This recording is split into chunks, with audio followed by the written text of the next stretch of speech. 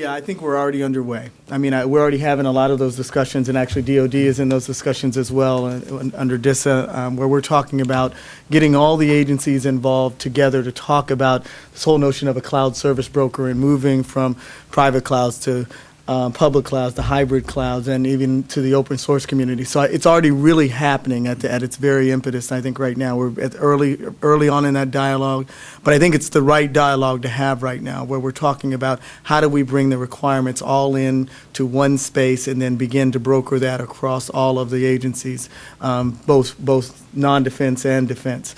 So I think it's already underway. So that's, to me, again, it's an exciting time to be in. I mean, it's hard. Mm-hmm. It's hard. It's a lot of hard discussion, a lot of heavy lifting, if you will. But it's the right discussion to have, I think, at this point in time for the federal government to kind of engage in these early on discussions on how we're going to actually move agilely, agency to agency, and begin to use our services. So I think it's already happening. The other piece of it is, I think early on you brought up procurement. Procurement is actually at the table with us, so that's a great thing as well, where we're learning together on how we would actually procure this and make it happen, if you will, and sort of one-stop shopping as far as looking at the acquisition strategy for these kinds of services.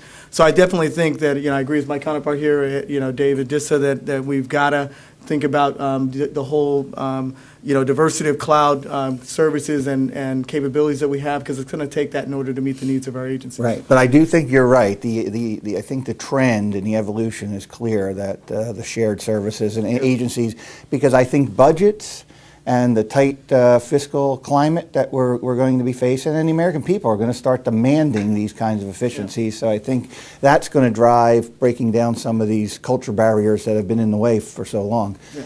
And I guess one more thing is just thinking about it from a standpoint of community, where you could begin to think about, when you talk about shared services, there are communities that automatically would sort of self-organize into like a USGS, a NOAA, a NASA, a EPA, which we would sort of share the same kind of security posture.